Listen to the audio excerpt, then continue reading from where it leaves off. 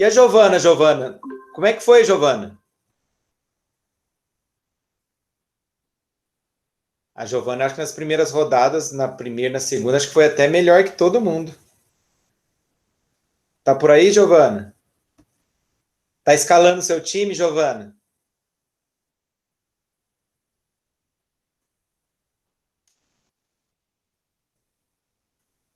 Ela.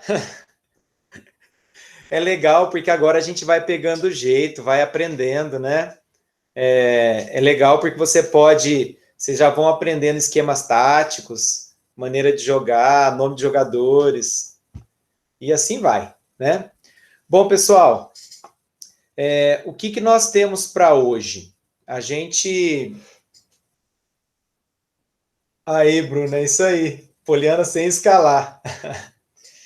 Graças a Deus, Alex, eu tinha o Marinho também. Ô, gente, para a aula de hoje, na aula passada a gente falou sobre a história do futebol. Então, continuando, né, a história do futebol, hoje nós vamos falar. Tem muita coisa legal hoje, acho que até polêmica para a gente conversar, discutir. Então, nós vamos falar sobre a história do futebol no Brasil, como o futebol chegou no Brasil.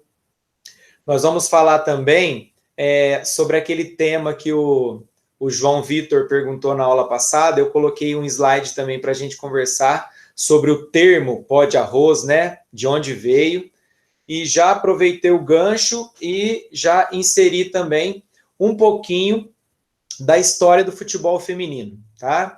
A aula de hoje, então, tem alguns videozinhos, são vídeos curtos, eu acho que o mais longo tem 7 minutos, mas eu vejo como muito importantes para eles estarem... Tá travado, gente? Tá ouvindo, Larissa? Gente, vocês estão me ouvindo? Voltou, professor, voltou. É que tinha travado. Eu não sei se foi só para mim, deve ser minha Ah, internet. não, ô Larissa, outra coisa importante foi que você já perguntou isso, eu estava até esquecendo de falar. Pessoal, nós estamos passando por muita instabilidade, tá? Olha lá, o Alex falou que travou tudo também. Tem muita instabilidade, então, como eu tenho alguns vídeos para passar para vocês hoje, eu vou pedir para que, se caso esses vídeos travem, eu já baixei todos no meu computador, não tem nenhum que que esteja puxando direto. Se o vídeo travar, eu explico o que está no vídeo, vai ser difícil, porque são matérias muito legais, muito interessantes, mas eu disponibilizo para todos vocês depois, tá bom? Então, eu acho que essa instabilidade está acontecendo com todo mundo, com quem tem vivo, quem tem conexão, quem tem via rádio. Eles não estavam preparados para essa utilização de dados como está sendo utilizado. Então, está acontecendo esse travamento, sim. Tá? Então, vamos lá. Deixa eu compartilhar aqui minha tela com vocês.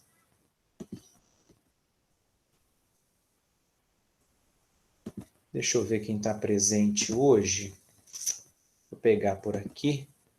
A gente já continua. Aleph, Alex, Bruno, Camila, Carlos, David, Douglas, Ednilson, Giovana, Guilherme, João Guilherme, João Vitor, Larissa, Lucas, Luciele, Mariane, Pablo, Pedro e Rafael. É legal porque agora a gente não precisa fazer a chamada simultânea nesses dias que eu não estou dando atividades para vocês, que os dias que tem atividade eu posso fazer a chamada pela atividade, mas agora a gente consegue gerar um relatório aqui no próprio Meet dos alunos que participaram. Então, assim que terminar a reunião, a gente consegue gerar esse relatório. Vamos lá. Tela inteira. Gente, então assim, ó, como eu estou compartilhando agora, se vocês quiserem fazer alguma pergunta, abram o áudio, tá? Conversem comigo. E durante as explicações, os slides, se travou, me interrompe na hora para eu poder parar. Se tiver que passar o vídeo direto, eu passo tirando aqui do PowerPoint, tá bom? para a gente não perder a qualidade da aula. Estão vendo a minha tela aí, todo mundo? Sim. Sim, beleza. Então, ó, pessoal, aula 2, tá? Futebol, como eu já havia adiantado para vocês, a gente vai conversar hoje sobre a história do futebol no Brasil. Nós vamos falar, peguei um slide aqui para estar falando sobre o pó de arroz, que o João perguntou na aula passada. Falaremos também sobre o futebol feminino, tá? Continuando a aula passada, tem 2 slides aqui que eles são extensos de leitura, eu vou ler para vocês, mas não tem como a gente passar sem falar deles, tá? Crescimento do futebol como esporte. O crescimento dos desafios e torneios entre clubes foi impulsionar para a institucionalização do futebol, que ocorreu a partir de 1863, a partir da fundação da Football Association, FA, instituição que formulou as primeiras regras para a prática do futebol. O esporte passou a ter mais visibilidade e a elaboração de campeonatos e partidas oficiais iniciou-se. A criação dos campeonatos foi importante para o surgimento de regras universais para o futebol. Lembra que a gente conversou que cada lugar jogava de um jeito? Aí os alunos lá de Cambridge resolveram criar aquelas 11 regras que eles colocaram nas árvores e a partir dali que o futebol acabou se deslanchando, né? Desde então, o esporte começou a expandir-se universalmente. Continuando, o crescimento dos desafios e torneios entre clubes foi impulsionador para a institucionalização do futebol ocorrida em 63. A criação dos campeonatos foi importante para o surgimento de regras universais e o esporte começou a expandir-se, tá? Ao longo da década de 1870, o futebol começou a ser praticado pela classe trabalhadora inglesa, porque lembra que a gente comentou, o futebol era elitizado, apenas a elite jogava o futebol. Eu acredito que não só o futebol, quando a gente pega a história dos outros esportes também nessa época, apenas a elite acabava jogando, tá? E a elite, a gente diz, e homens, né? Porque a inserção do futebol feminino, nós vamos estudar um pouco hoje também, vocês vão ver que foi a duras penas, né? Estimulada pelos donos de fábricas, pela necessidade de jogadores para formar as equipes, ok? Nesse momento, o futebol deixou de ser privilégio da classe endinheirada, contribuindo para um espaço de convivência entre burgueses e operários. Então, olha que legal aqui, ó. Nesse momento, como a burguesia, o futebol era 11 contra 11, né? Não era um jogo de tênis, que era 1 contra 1, um burguês de um lado contra um burguês do outro. Não. O futebol, por precisar de 11 de cada lado, então eles foram buscar os operários para estar jogando junto com eles. Gente, querendo ou não, quando a gente entra dentro de um campo, vocês sabem disso, né? Não tem quem é mais rico, quem é mais pobre, isso daí cai por terra. E a gente vê que o futebol, ele ainda é assim. Quando a gente pega jogos, o mais recente, pega a eliminação do São Paulo para o Mirassol. O time do São Paulo, o salário de um jogador mediano, né, pagava a folha inteira do clube do Mirassol, inteira. E dentro de campo, o Mirassol provou que merecia passar de fase, enquanto o time do São Paulo ficou pelo caminho, tá? Continuando. Bom, perguntinha aí para vocês, ó. E aí, como o futebol chegou ao Brasil? Quem consegue me responder aí ou dar uma dica? Charles Miller trouxe. Charles Miller trouxe. Ok. E se eu te falar que, estudando sobre essa chegada do futebol no Brasil, eu encontrei uma matéria que está tentando provar o contrário. Quer ver?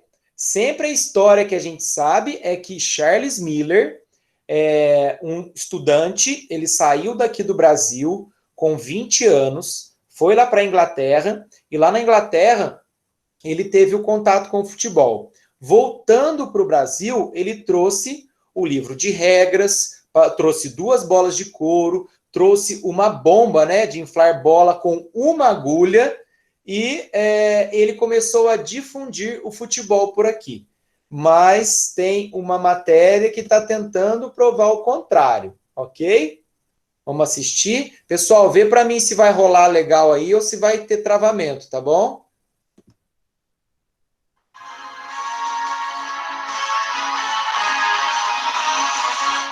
A história do futebol no Brasil começou com Charles Miller, filho de um inglês com uma brasileira, que teria trazido a bola e as regras do esporte em 1894. E aí, turma, tá legal? Tá passando? Bom, tudo indica que sim. Sim. Beleza. Há controvérsias. Um pesquisador da PUC de Campinas, Brenda, fez um minucioso estudo para resgatar as origens do nosso futebol. E chegou a uma conclusão surpreendente. O futebol pode ter chegado ao Brasil com os jesuítas.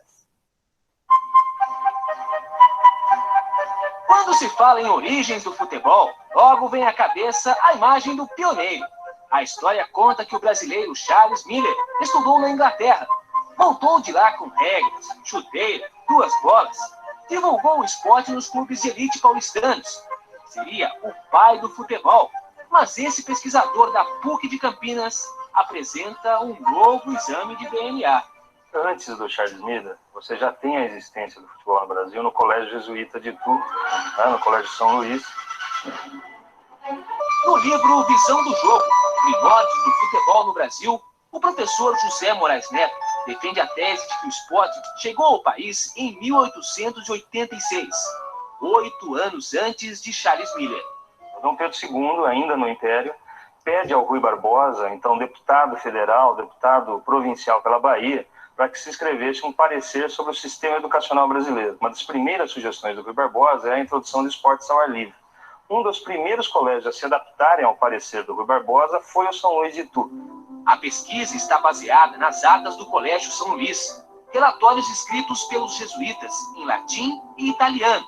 Há também textos já traduzidos para o português. Secretário-geral da escola por 30 anos, seu Luiz Antônio ajudou a resgatar os detalhes da aventura jesuíta no futebol brasileiro. Havia um fluxo de intercâmbio constante entre jesuítas que vinham, né, da Europa para cá, e com isso iam trazendo as novidades. Né? Nos esportes também, isso que ocorreu com o futebol. Né? Os registros do passado apontam um novo pai para o futebol. Um padre, nascido em Seriana, norte da Itália. José Mantero, que no futuro seria reitor do Colégio São Luís, voltou de uma viagem à Europa com 2 bolas de capotão.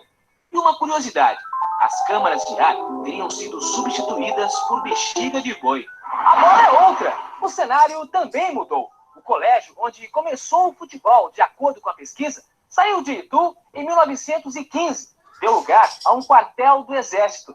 Mais de um século depois dos primeiros chutes, no mesmo local, o esporte ainda é praticado. E como? Mas as regras são bem diferentes daquela época, se é que existiam regras. Hoje o campo tem traves e grama. Há 118 anos, o piso era de concreto. Padres e alunos corriam atrás da bola com os trajes escolares. Um jogo confuso, onde se chutava para qualquer lado. Eles utilizavam a parede para fazer o chamado paredão ou bate-bolão. Vários grupos de garotos espalhados pelo parque, pelo campo, chutavam na parede e não era bem aquele futebol proposto ainda nos tempos atuais. Na segunda fase da implantação do futebol, em 1887, os times foram divididos. Camisa verde contra a camisa vermelha. No lugar da calça, a bermuda. Em vez das traves, 2 marcas foram desenhadas na parede, simbolizando o gol. Em 1893, o padre espanhol Luiz Iaba assume como novo reitor. E no ano seguinte teria feito uma revolução. Ele trouxe novas regras e com isso foram se aperfeiçoando. O campo foi tomando dimensões exatas, as traves foram criadas. Então foram trazidas também as técnicas que foram evoluindo na Europa, nos colégios na Inglaterra. A gente pega o texto do padre Sena Madureira, um dos diretores do colégio, que escreveu sobre o futebol, ele data do início do ano letivo de 1894, que seria março de 1894. Então seria, cronologicamente, cerca de 30 dias antes da chegada do milho. Mas há quem não concorde. O historiador John Mills publicou um livro sobre Charles Miller e acha que o futebol no colégio de Itu não tem importância histórica. Eu considero ainda como um jogo de recreio, porque esse jogo foi jogado dentro dos cloisters, que seria o claustro das escolas da época, mas ficou dentro da escola, não saiu para o país. Não fiz os Pelés, o Ronaldinho. O próprio historiador, né, que resgatou a biografia do Miller, concorda que o futebol existia antes. Então, isso já é um fato interessante, né? O pesquisador recuperou a lista de alunos do Colégio São Luís na época em que o futebol virou disciplina escolar. Um dos estudantes foi Arthur Rabashi. Em 1899, ele foi um dos fundadores do Esporte Clube Germânia, time da colônia alemã da elite paulistana. Inúmeros alunos do São Luís que praticaram o futebol no colégio, eles foram os pioneiros de futebol em várias regiões do Brasil, né? Então a gente pode citar a Bahia, né, com alunos do São Luís voltando para a Bahia e também introduzindo o futebol na Bahia, sul de Minas Gerais, Rio de Janeiro. No livro de ouro do futebol, lançado há 4 anos, o jornalista Celso Unzelt já citava a prática do futebol antes de Charles Miller, confirmando a tese do pesquisador de Campinas. Cai aquele mito de que o Charles Miller teria trazido uma bola debaixo de cada braço e apresentado a nós, brasileiros da época, né? O Colégio São Luís funciona hoje no centro de São Paulo. O antigo prédio da escola, em Itu, não guarda vestígios do futebol. Tijolos, paredes, símbolos religiosos, tudo foi obra dos jesuítas. Mas ensinar futebol ao país que hoje é pentacampeão do mundo pode ter sido a missão divina esquecida pelo passado.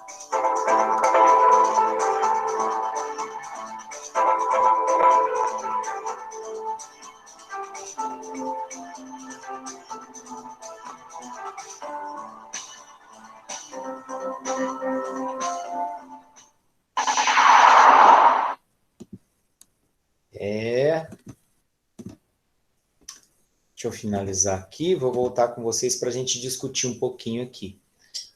Ô, pessoal, e aí? Algum de vocês já tinha visto esse vídeo? Já tinha ouvido essa história? Compartilha aí comigo. Não, Larissa? João também não, Giovana não. Olha só. Não. Mariane também não. Gente, quando a gente fala da história do futebol, a gente sempre lembra do Charles Miller. E o problema é que esse estudioso, ele está apontando para a gente fatos, né, que nos mostram que realmente o futebol chegou ao Brasil antes. E se a gente for pensar, né, poxa, os jesuítas, eles viajavam o mundo todo. E com certeza, algum padre jesuíta curtia o futebol, curtia jogos. Aqui no Brasil haviam os internatos, né, os colégios internos, e acabou trazendo o futebol. Agora eu não sei. E aí, gente, por essa pesquisa, vocês trocariam a importância que Charles Miller teve no futebol pelos jesuítas? Não? O que vocês acham?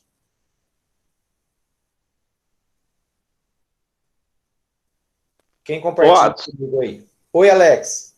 Você acha que dá para considerar aquilo que eles jogavam como um jogo de futebol? Boa pergunta.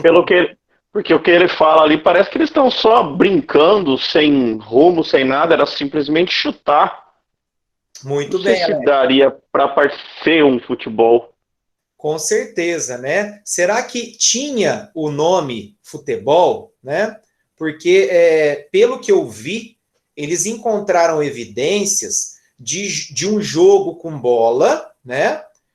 De uma bola trazida, uma bola utilizada para o futebol, trazida para dentro do colégio. Inclusive, a gente percebe nos relatos que ela nem tinha câmara de ar. Eles colocaram bexiga de boi, que era um negócio utilizado lá atrás, e que eles utilizavam, soltava a bola para todo mundo, a gente não sabe se era uma bola, duas, eles chutavam de maneira desordenada. Então, será que a gente podia considerar isso aí como futebol? Eu acredito assim, ó, tá? Atos.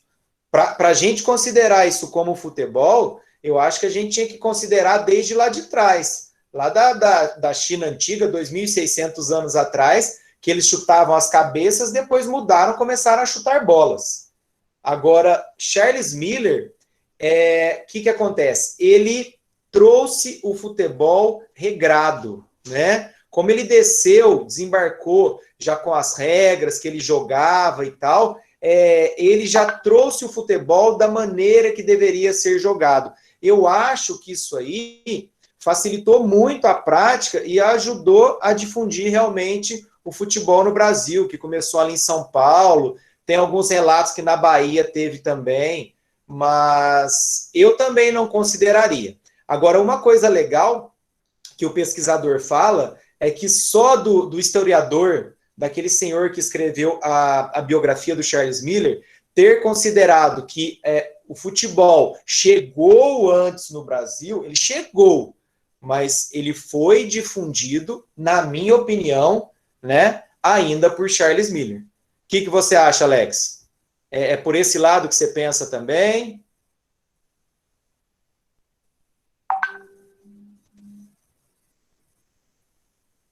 Cadê Alex? Está por aí? Está ouvindo?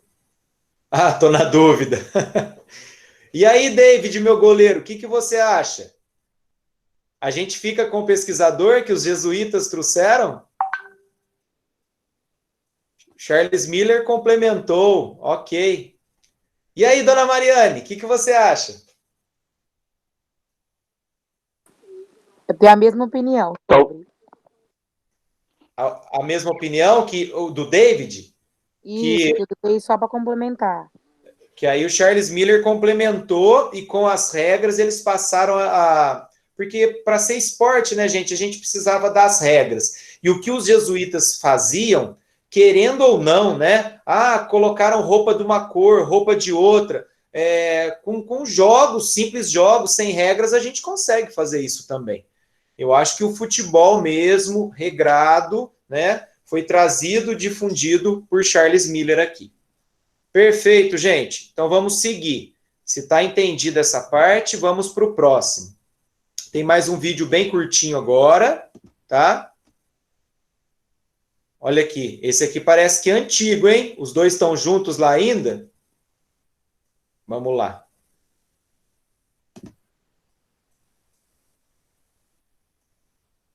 Esperar carregar aqui. O futebol brasileiro vai comemorar amanhã o aniversário da primeira partida disputada aqui no nosso país. Todo dia, milhares de pessoas passam pelo local daquele jogo, mas não sabem disso. Testemunha solitária. Há quase 2 séculos, a igreja de Bom Jesus do Brás vê a cidade chegando cada vez mais perto. Um povo apressado que, sem saber, pisa literalmente na história do esporte mais popular do país. Esta é a região do Brás, famosa pelas lojas de roupas. Milhares de pessoas de várias partes do país vêm comprar aqui. O resultado é esse caos.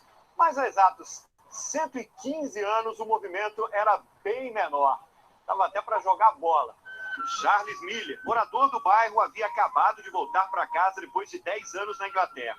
Trazia na bagagem 2 bolas de couro e um punhado de regras que não se cansava de explicar. É uma bola redonda, vamos a passar a bola, central, tem o corner, tem suas 17 regras, etc, etc.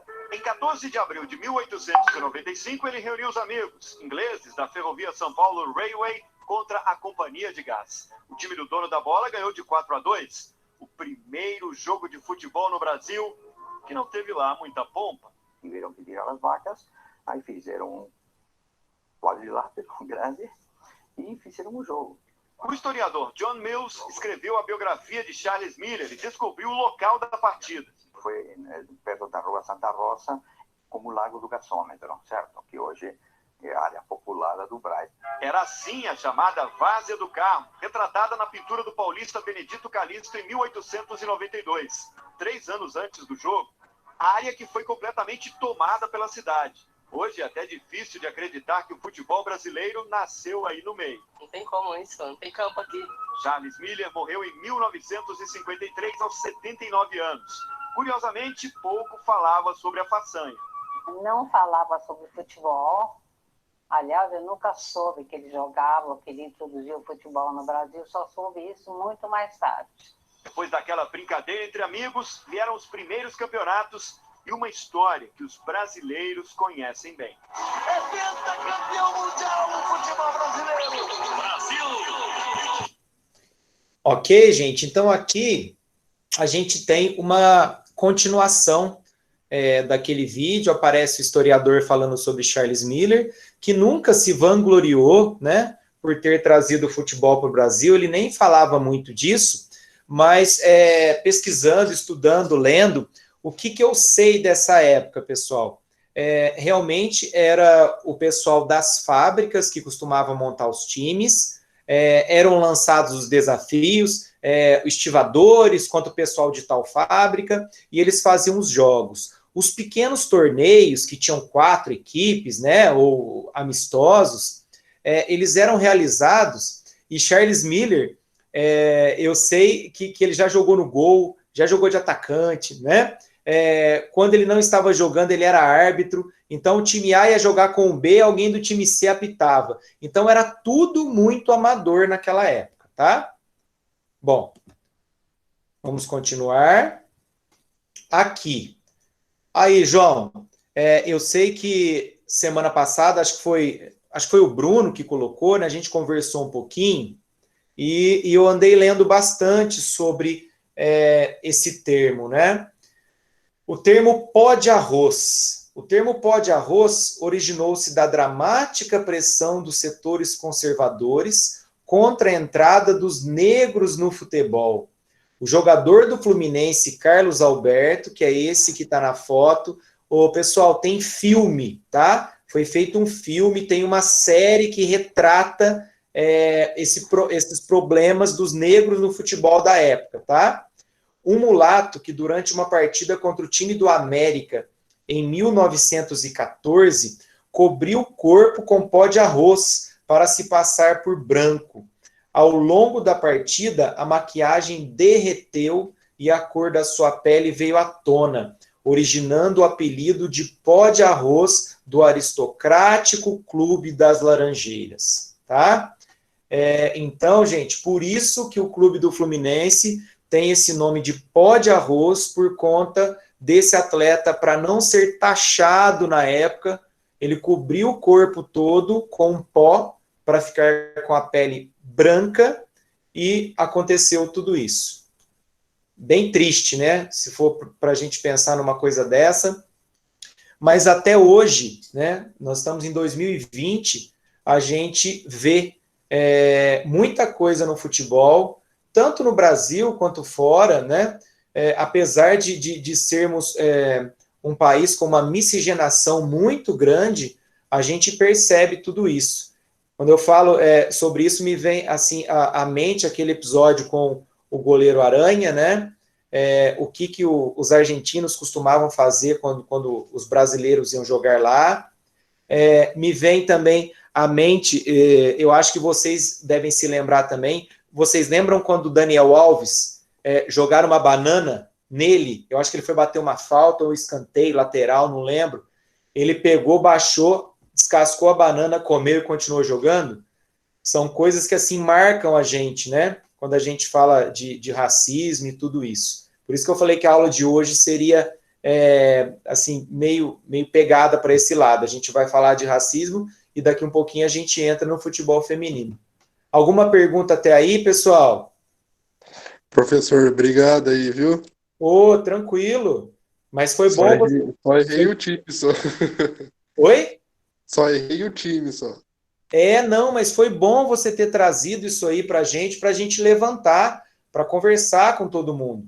E é interessante, tá vendo? Olha, um fato que aconteceu em 1914, Pensa bem, mais de 100 anos atrás você levantou para a gente estar discutindo aqui. Muito bom.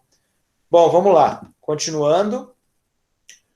E olha aqui, ainda falando da história, Vasco da Gama, o clube que abriu as portas do futebol para os negros. Por que o Vasco da Gama abriu a porta do futebol para os negros? Gente, por incrível que pareça, nessa época, o Vasco era um time de segunda divisão. Tinha Flamengo, Fluminense, Botafogo e América.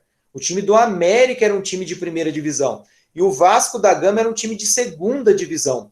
E por que ele abriu as portas do futebol para os negros? O time do Vasco, em 1923, foi campeão da segunda divisão, e o presidente do Vasco, se eu não me engano, em 24, eu vou até continuar aqui, em 1924, o presidente do Vasco escreveu uma carta dizendo que se os negros da equipe do Vasco da Gama não fossem aceitos no campeonato, eles não entrariam mais em campo. Então foi um marco isso daí para o futebol aqui no Brasil, né?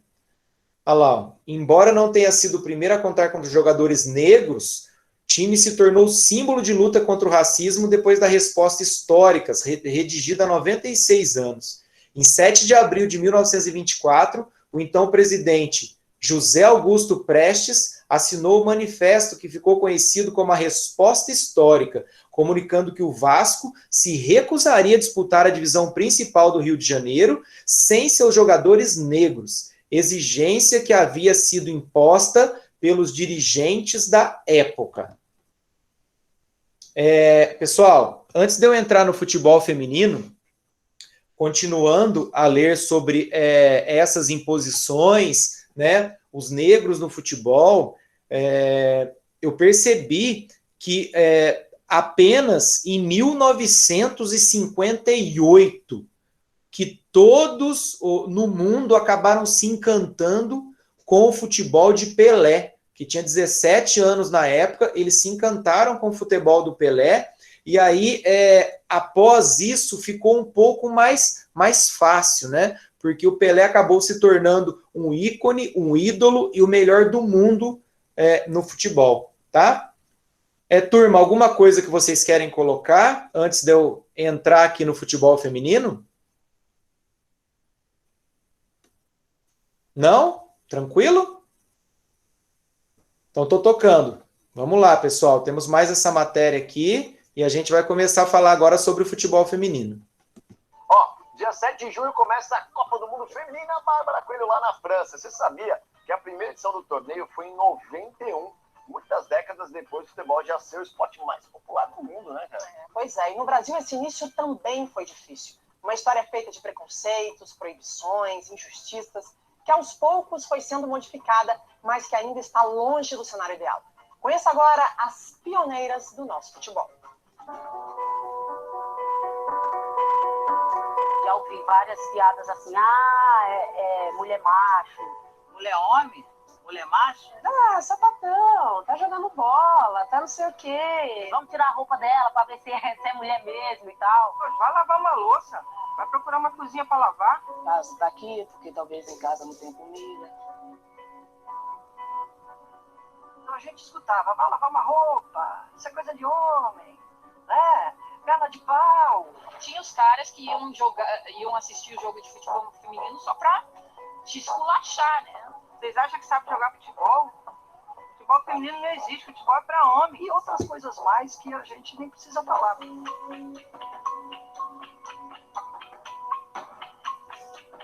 Apanhei bastante. Muitas das vezes eu tive que mentir.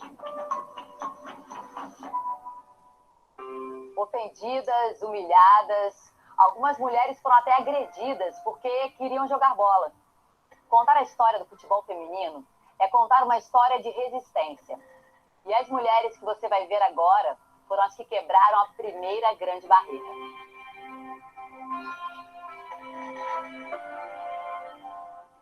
Desviar não era uma opção. Alguém tinha que enfrentar.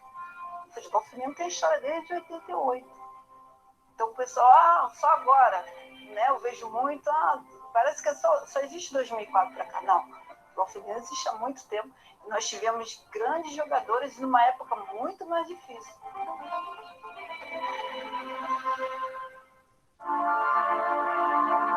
São as pioneiras do futebol feminino no Brasil. Desbravadoras, destemidas. Mulheres que desconstruíram padrões. Eu tinha a cabeça das minhas bonecas e foi assim que eu comecei a dar meus primeiros pontapés. Todos eram contra, que a gente lutava por uma coisa que todo mundo lutava contra. Não era o futebol, era a sociedade, era o país. O lance é o seguinte, o mundo era completamente diferente e as coisas eram muito atrasadas, né? Vim aqui para treinar umas jogadas ensaiadas com ela, umas jogadas na banheira, e elas estão fazendo muito bem essas jogadas. Né? Mas o torcedor brasileiro está mesmo curioso para saber se as meninas jogam bola para valer. Como que eu ia assistir jogo de futebol se não era transmitido? Eu ouvia um comentário ou outro que tinha futebol feminino no Rio e São Paulo. Mas, fora isso, não era uma coisa assim, tipo, natural de se ver. Mas era tão natural de se fazer. Jogávamos por música. Eu acho, você não pegou, né, cara? Mas se você visse nosso time jogar, você falava, que isso? Era um Flamengo antigamente com Júnior, Zico. Era muito bom. Elas transformaram em esporte o que era visto como palhaçada. Nos primeiros registros, o futebol feminino aparece no Brasil como se fosse atração de circo. Até que o tempo foi passando e em 1941, um decreto-lei proibiu que mulheres praticassem atividades que fossem contra o que eles consideravam ser a natureza feminina. Gente, presta atenção nessa parte. Olha que coisa absurda. Não citava especificamente o futebol, mas estava subentendido. Futebol não era coisa para mulher. Nem brincar de bola na rua era permitido a meninas. A justificativa, como aparece num artigo do jornal Folha de São Paulo de 1961, era: as mulheres têm ossos mais frágeis, menor massa muscular, bacia oblíqua, tronco mais longo e por isso menos resistente. Centro de gravidade mais baixo, coração menor, menor número de glóbulos vermelhos, respiração menos apropriada a esportes pesados, menor resistência nervosa e de adaptação orgânica. Foram 38 anos de proibição. 79, o futebol feminino deixa de ser proibido no Brasil, o que não significa que se desenvolve a modalidade, porque ele deixa de ser proibido, mas se ele não está regulamentado, você não pode jogar. Em 1982, para comemorar o encerramento de um festival de mulheres organizado pela atriz e produtora Ruth Escobar, foi programado um jogo feminino entre times de Rio e São Paulo. Essa é a primeira vez que elas jogam no estádio profissional. Seria uma atração, antes de um clássico do futebol masculino no Morumbi. São Paulo e Corinthians entrando e recebem uma carta da Federação Paulista, falando, ó, não pode. Elas, não. Se o homem pode fazer comida, igual que a mulher não pode jogar futebol, quer dizer que é uma coisa, é um desenvolvimento que tá aparecendo. E nós soubemos que estava tendo esse problema de liberar ou não liberar o jogo, e nós demos algumas declarações assim para dar uma forçada, declarações que nós não tínhamos o poder de decidir como que a gente vai falar, Corinthians e São Paulo vai jogar. Preocupados com o clássico, liberaram uma apresentação, com 20 minutos cada tempo, para não ter cara de partido oficial. Nós achamos um absurdo. Não, a Federação Brasileira proíbe o jogo. Como proíbe, cara? Tudo você poderia argumentar. Agora, proibir? Proibir o quê, né? O que é proibir? Né? Nada é proibido. Você sabe, você pode fazer tudo. Nada, essa palavra, como um Caetano já colocou, é proibido proibir.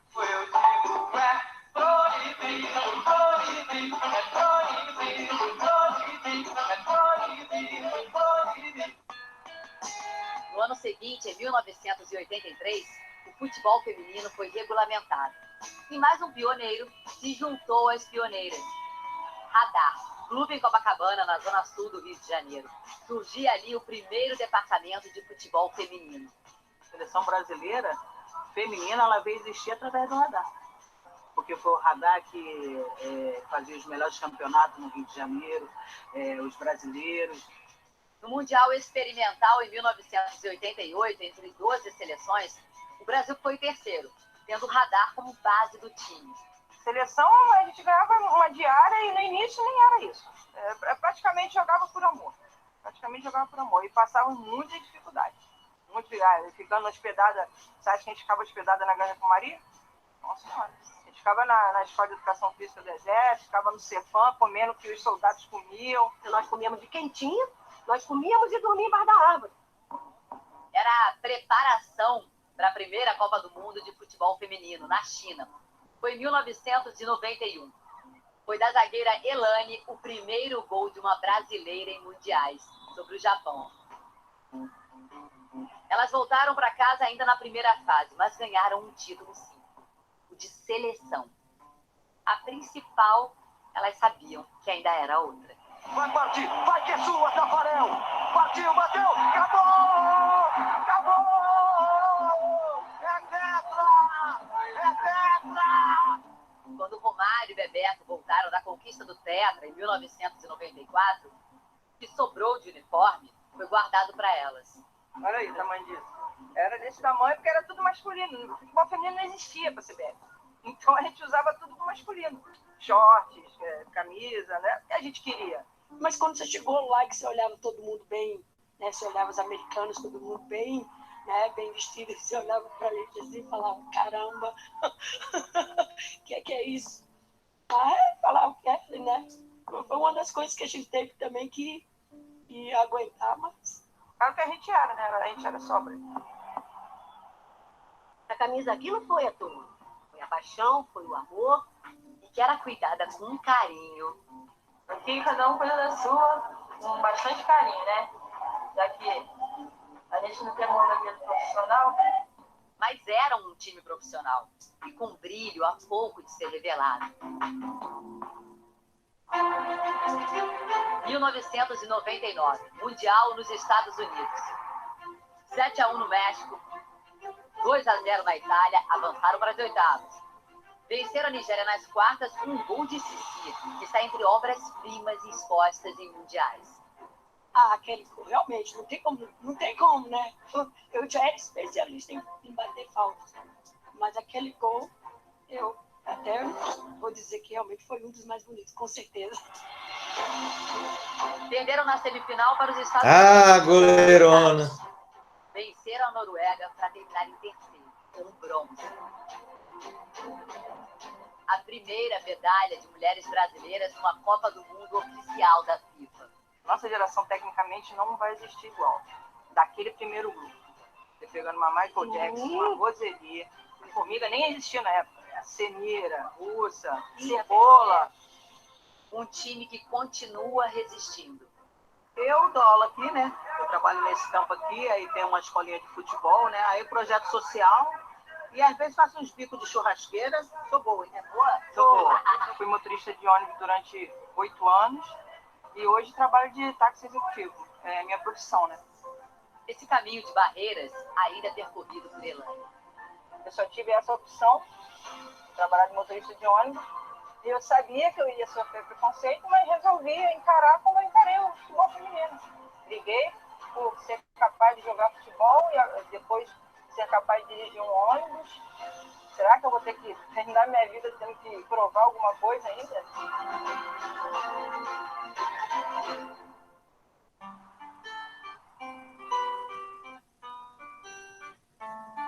Coube a elas provar que de frágeis nossos ossos não têm nada. Que a resistência nervosa é tão feminina quanto masculina. Que a bacia larga gira com uma facilidade. E que o coração feminino é gigante. E a nossa luta até hoje é para isso, né? A luta é para ser reconhecida, pelo menos as pioneiras, pelo menos ser reconhecida pelo que fez na época. A elas, a todas elas, muito obrigada.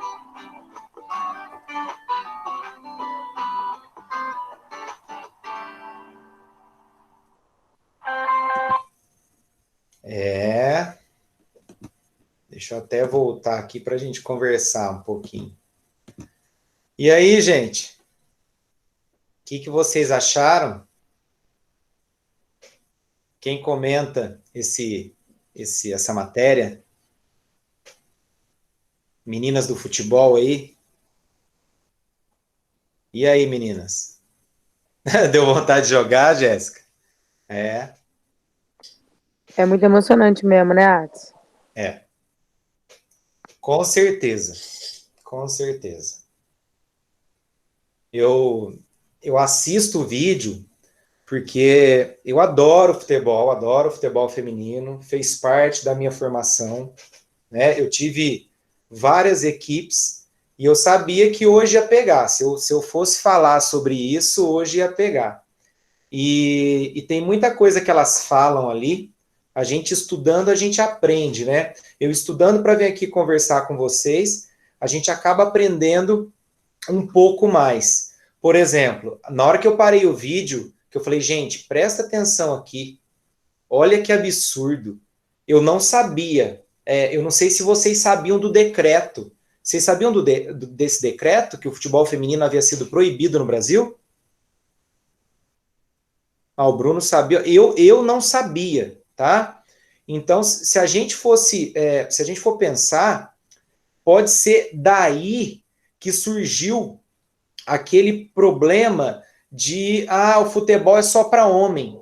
Então, com certeza lá, entre as décadas de 40, acho que foi de 41 até 1980, gente, nós passamos 40 anos, até mais, porque foi só em 83 que o futebol feminino... Não, com certeza, Camila, que foi só em 83 que o futebol feminino foi liberado, né? Eu fico pensando, a capoeira foi proibida. A capoeira hoje é um patrimônio nacional.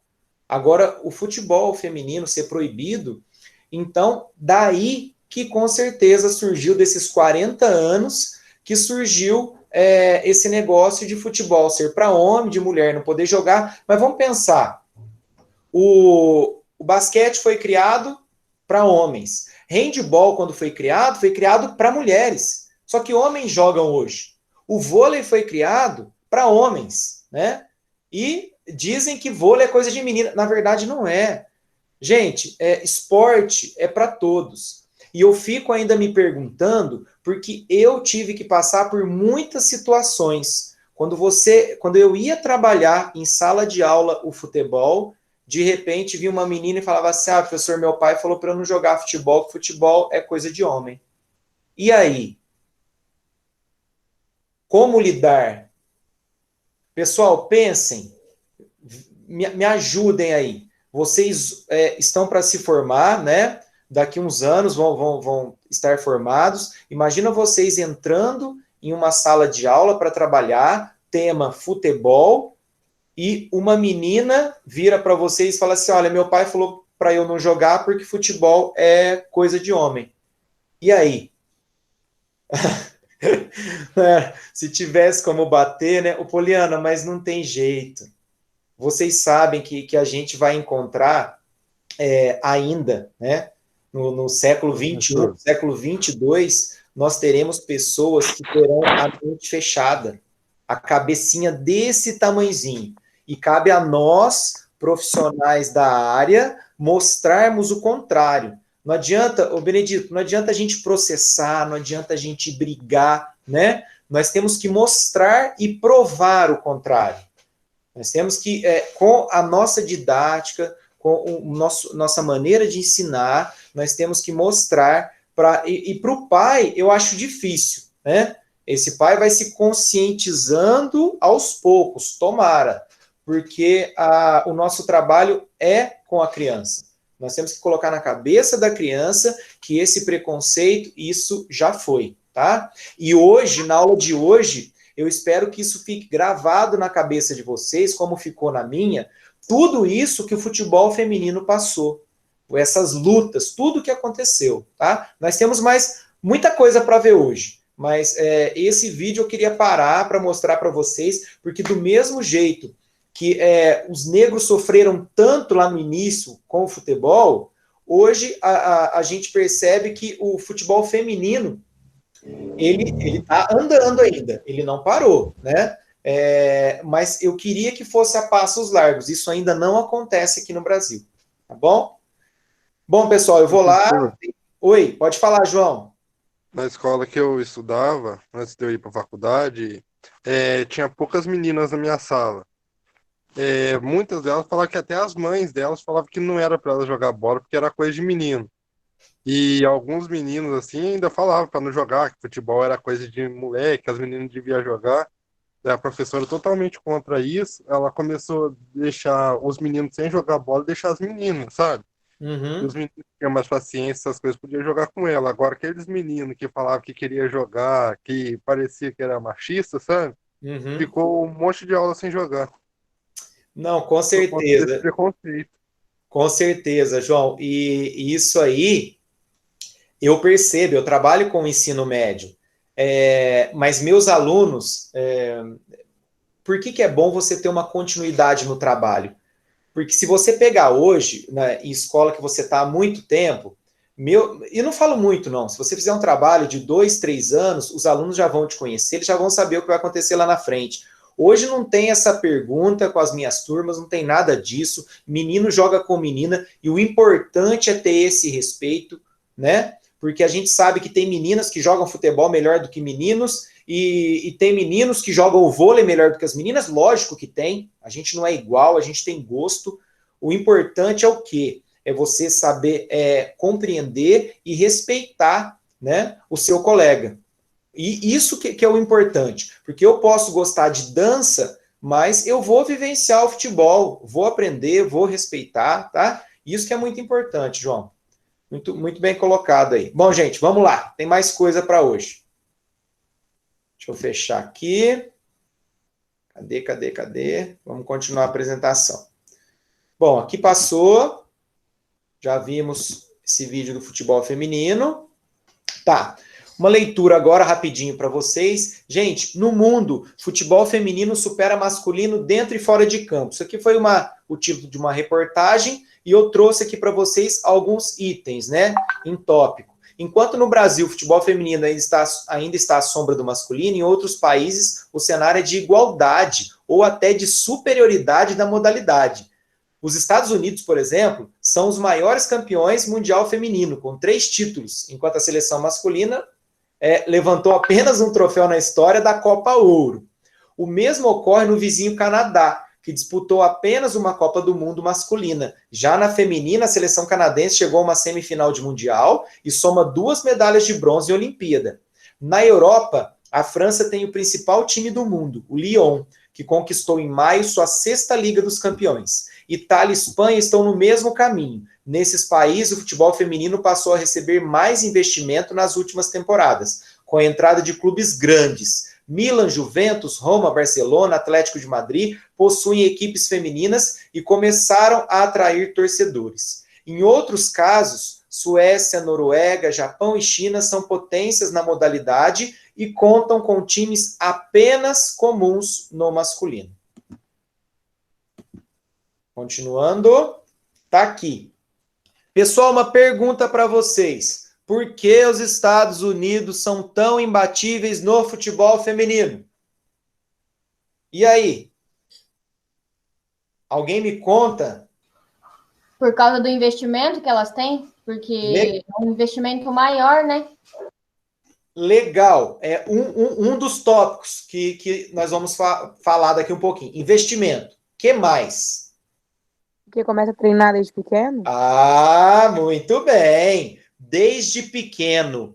Ó, e eu falo para vocês, quando aqui no Brasil a gente fala lá desde pequeno que futebol é coisa de menino, nos Estados Unidos, gente, futebol é coisa de menina, tá?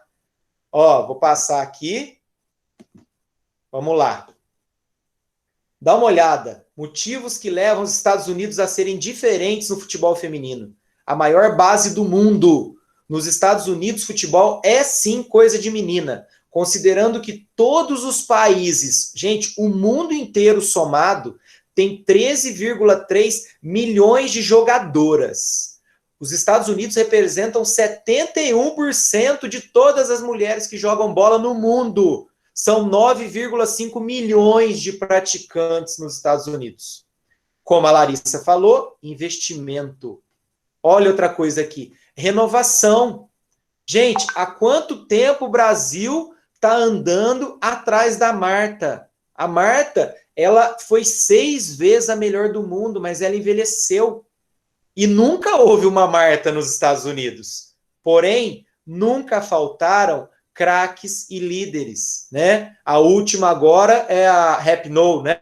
Então aqui, ó, renovação é uma coisa que o Brasil precisa renovar. E eu achei legal agora essa técnica que eles trouxeram, uma técnica sueca, né? E parece que ela está fazendo um trabalho bom. Bom, vamos lá. Reivindicações coletivas. Olha aqui, eu achei muito importante isso aqui. Isso aqui, eu peguei uma entrevista da própria Rapinoe. O que é essa reivindicação coletiva? Em muitos países, questionar, cobrar as confederações significa ser cortada depois. Então é difícil quando você não tem muitas oportunidades para falar. Mas o que os Estados Unidos aprendeu desde cedo, as meninas? Que quando você faz isso coletivamente, juntas, eles não podem cortar o time todo. Então, quando elas vão reivindicar alguma coisa, no próprio Estados Unidos, elas tinham que jogar com o uniforme dos meninos. O que sobrava dos homens ia para o time feminino. Foi uma das primeiras coisas que elas reivindicaram. Não, nós queremos o nosso próprio uniforme. Se uma tivesse chiado, né, eles iam pegar em cima dela, podiam cortar da seleção e tal, mas foram todas, tá? Então, as reivindicações, quando elas são coletivas, gente, é muito difícil elas não serem ouvidas, tá? Continuando. Bom, pessoal, terminei essa parte aqui do futebol feminino. Eu preciso discutir com vocês sobre as atividades da semana que vem. Tem aqui essa imagem do Agora é Sua Vez. Nós temos sala de aula invertida, formação de grupos, individual e o estudo das 17 regras do futebol. Então, deixa eu finalizar aqui. Vou voltar com vocês, espera lá. Pronto. Voltei. Gente, sobre o futebol feminino. Foi legal, ampliou os conhecimentos de vocês descobriram mais coisas com essa aula, deu para esclarecer quem não conhecia nada, né, Larissa? Você que comentou que não sabia daquela proibição, não sabia que... E os absurdos que estavam na Folha de São Paulo, gente, Folha de São Paulo, no Estadão, que absurdo que eles colocaram das mulheres, que eram mais fracas, coração menor, meu Deus do céu. Fica quieto, né? Bom, enfim, isso aí foi lá atrás. Oi? Mas isso não morreu lá não, viu? Ainda tem gente que resmunga, ainda tem gente que acredita nisso aí ainda. Dá até raiva. Não, com certeza, Larissa. E em cima dessas pessoas, né, que nós temos que trabalhar, né? Dessas pessoas ou de pessoas que escutam ainda essas pessoas e levam para esse lado. E aí a gente tem que ouvir esses absurdos. Mas mulher nem tem coração. Ó o Benedito aí, gente, depois vocês pegam ele. Ele tá fazendo isso aí porque a aula tá virtual. Se tivesse presencial, eu queria ver ele falar isso aí. Lá. Ai, ai. Gente, então, ó, vamos lá, para a gente terminar. Sala de aula invertida. Quem já ouviu falar esse termo? Eu. E aí, Larissa, o que é sala de aula invertida? Não é a gente que dá aula? Quase isso, mas é por esse lado, né? Por que eu coloquei a sala de aula invertida ali e exclamei? Porque semana que vem, vocês, eu preciso definir agora, eu vou postar uma atividade no Class, talvez hoje ou amanhã essa atividade já está lá. Olha lá, o Gustavo colocou. Estude e depois tira dúvida na aula. Na verdade, Gustavo, o que nós vamos fazer? Nós vamos entrar agora, quando a gente terminou essa história, né, do futebol, nós vamos entrar agora no estudo das 17 regras do futebol. E eu queria, para não ficar um negócio assim, ó, eu, professor, passo para vocês escutam, não. Eu queria que houvesse uma troca e a gente discutisse aqui na nossa aula síncrona, na nossa aula ao vivo. Então, eu até coloquei lá, individual, em grupo. Qual que é a proposta que eu tenho para vocês? São 17 regras, né? O que eu pensei? Da gente formar 8 grupos, a gente forma 8 grupos entre vocês na sala, e cada grupo fica responsável por duas regras. Então, o grupo 1 vai falar da regra 1 e regra 2, o grupo 2 fala da regra 3 e 4. Vocês vão utilizar o recurso que vocês quiserem para estar apresentando para a turma. Então, chega lá, aula que vem. Aula que vem eu vou chamar o grupo 1. O grupo 1 vai apresentar a regra 1 do futebol e a regra 2. Qual que vai ser a atividade dessa semana? Depois que a gente definir aqui se realmente vai ser em grupo, se vai ser individual, a maneira que vocês preferem, eu vou postar essa atividade no Class. Vai ser uma atividade avaliativa, lógico, vocês vão ter o ponto por isso, mas eu queria conversar com o geral. O que vocês acham, pessoal? A gente faz esses 8 grupos, a gente faz individual, lembrando que o grupo vai ter que entrar. Lembra o que a gente fez lá quando a gente estava trabalhando atividades lúdicas? Um de vocês, ou mais de um, né, vai falar sobre uma regra. Professor, eu posso ler, né? Pode ler. Só que, gente, leiam, estudem aquela regra, porque nós vamos conversar sobre aquela regra, tá? Haverão perguntas, haverão dúvidas. Mesmo que vocês não souberem, vocês vão buscar para estar respondendo para o restante da turma. O que vocês preferem, pessoal? Grupo, professor, grupo. Grupo? Olha lá, Giovanni, grupo, Larissa, grupo. Emily? Acho que 8 grupos é muita coisa. Acho que trio seria melhor. Menos grupos? É isso? Não, eu só pensei em 8 grupos, porque assim, na lista de chamada... É 8 grupos, não 8 por grupo. Isso. Acho que foi isso que ela quis dizer. Ah, tá, não, mas não são 8 por grupo, não. Na verdade, nós teremos 4 em cada grupo, porque nós temos 32 alunos. Eu preciso só ver se o João, se ele já está na minha lista de chamada aqui, porque serão 4 por grupo.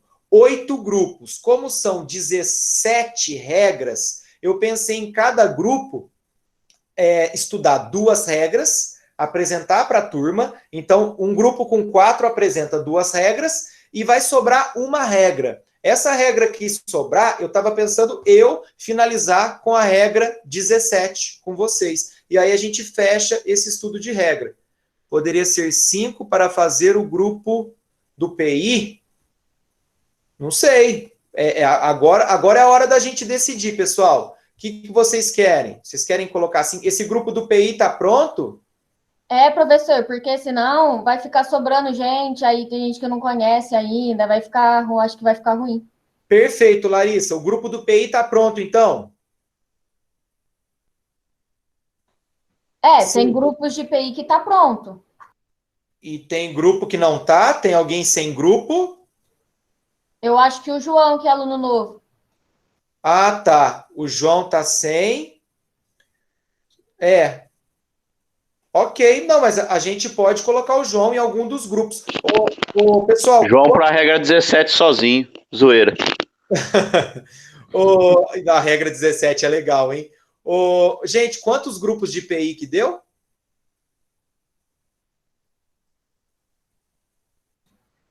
Eu acho que foram... Acho que 8 também, professor. Não sei, Aí, porque o Chico também a Jéssica está falando aqui 8. Eu vou até perguntar para o Chico. Gente, então beleza, fechou. Fica os mesmos grupos do PI, tá? Mas eu só precisava definir agora com vocês, então, o estudo das regras. Quem fica com qual regra? Com a regra 1, regra 4, como é que nós vamos fazer, ok? Como é que a gente faz? Foi por número? Quer ver? Vamos fazer assim, ó. Eu vou pegar por número aqui. O Aleph tá por aí, né? Pode sortear as regras, ou a gente faz uma sequência. O Aleph, eu vou deixar... Quantos tem no teu grupo do PIA? Opa! Peraí, não entendi. Repete, por favor. Quantos existem no teu grupo? Quantos alunos são? Vocês são em 4 ou 5? Então, a gente era em 5. Aí o Vinícius saiu, foi para pro outro semestre lá com outra turma. Certo. A gente tá só mais 4. Põe o João. Então, a gente poderia colocar o João no seu. Beleza. Aí o João Vitor já fica no grupo, no de vocês, Aleph. Fechou? Beleza, fechou. Deixa eu, Aleph, eu vou colocar só como seu nome aqui. Vocês ficarão com a regra 1 e 2. Combinado? Eu vou postar no blog para vocês depois, tá bom? Ô, gente, o segundo grupo. Quem quer ficar como grupo número 2, regras 3 e 4? Vai me ajudando aí. Pode ser a gente? Pode, Alex. Fechou. Pode, Luna. Giovana, pode ser? Pode ser, então. Alex, Ednilson. então, regrinha 3 e 4 para vocês, tá? Então, já fechei Beleza. com o grupo do Aleph, regra 1 e 2. O grupo do Alex, regra 3 e 4. O grupo 3. Quem vai ser o grupo 3 aqui pra gente? Bruno. Não. Tá. Ó, coloquei o Bruno aqui. Grupo do Bruno, regra 5 e 6. O grupo 4. Vocês, Mariane? Isso. Tá. Ó, Mariane. Regras 7 e 8. Mas a partir de amanhã já está tudo postado para vocês, tá? Gente, Tá. grupo 5. Quem fica com o grupo 5? Camila. Ok, Camila. Gente, o grupo da Camila, então, ficou com as regras 9 e 10. Faltam só 3. Grupo 6, quem assume? David. Feito. David ficou com as regras 11 e 12. O grupo 7, quem fica com a 7? Vamos lá, pessoal, faltam 2 grupos para a gente fechar. Quem fica com a 7? Ixi, e agora? Eu não sei, porque eu estou pegando só o primeiro nome, gente. Quem que pode ficar? Falta o grupo 7 e o grupo 8. Larissa já tá, David já tá, Mariana já tá, Giovana também, João Vitor já tá, Pedro já tá, Pedro? Benedito já tá também, Carlos, Ednilson, Kleber, e aí? Pessoal, preciso fechar esses grupos aqui do PI. Quem que são os outros grupos? É o grupo da Mariana. O do Carlos é da Mariane? Tá. O Ednilson, seu já foi? Já foi? Eduardo, Gabriel, Giovanni, já foi? Uai, gente, cadê os outros grupos? O Gustavo já foi, e Najara. O João Guilherme. Da Kemily já foi?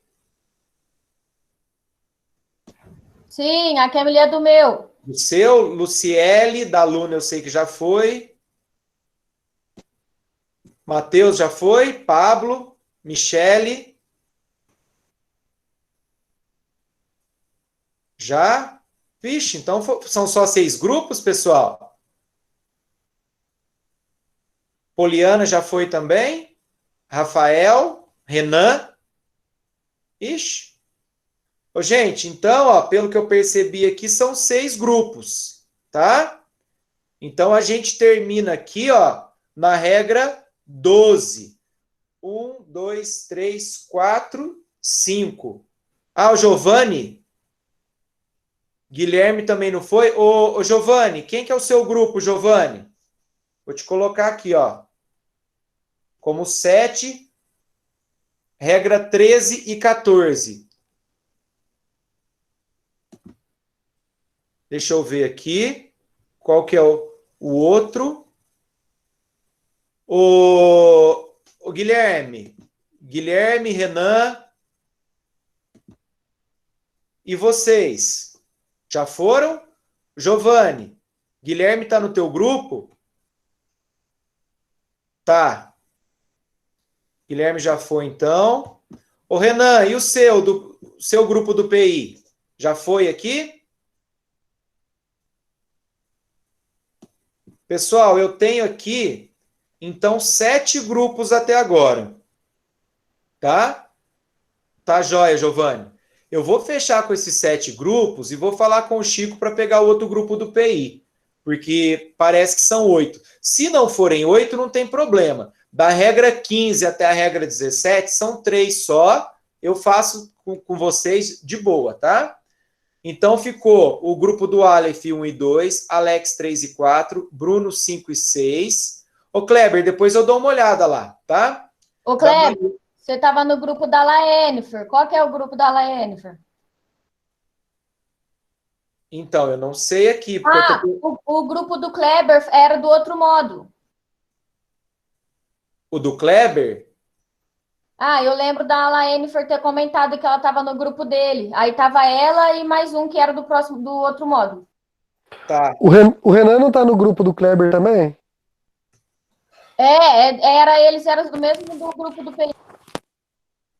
Ah lá, Jefferson, Renan e Kleber. Beleza. Eu vou colocar aqui, então, ó, que nós temos o Kleber e o Renan, eles ficam com a regra 15 e 16. Aí, pessoal, fechou, então. Então, a partir de amanhã eu já coloco para vocês. O que vocês vão ter que fazer nessa sala de aula invertida? O grupo vai ter que estudar as 2 regrinhas e nós vamos socializar na próxima aula. Então, a gente socializa. Eu não sei como vai ser o andamento, as discussões aqui na próxima aula, então é difícil eu falar para vocês quanto tempo nós vamos levar conversando sobre as regras. Beleza? Beleza. Ô, pessoal, muito obrigado, então, pela aula de hoje, tá certo? Espero que vocês tenham ampliado os conhecimentos. A gente continuou falando sobre a história, né? A história do futebol. Falamos um pouquinho hoje sobre o pó de arroz, o futebol feminino. Pudemos aprender que há quem diga que não foi Charles Miller que trouxe o futebol para o Brasil, e sim os jesuítas, ok? E semana que vem a gente já começa com as regras. Beleza, gente? Alguma dúvida? Tranquilo, Luna? E esperto foi o Renan que ligou o celular na chamada e caiu fora. Ei, Renan, hein? É isso aí. Gente, um abraço para vocês, então. Tenham uma boa semana. Semana que vem a gente se vê. Tá joia? Boa noite. Valeu, doutor. Bom fim de semana. Tchau. Ô, Camila, eu vou mandar minha senha para você. Você vê se escala o meu cartola, viu? Você tá com muita sorte ultimamente. Valeu, pessoal. Até mais.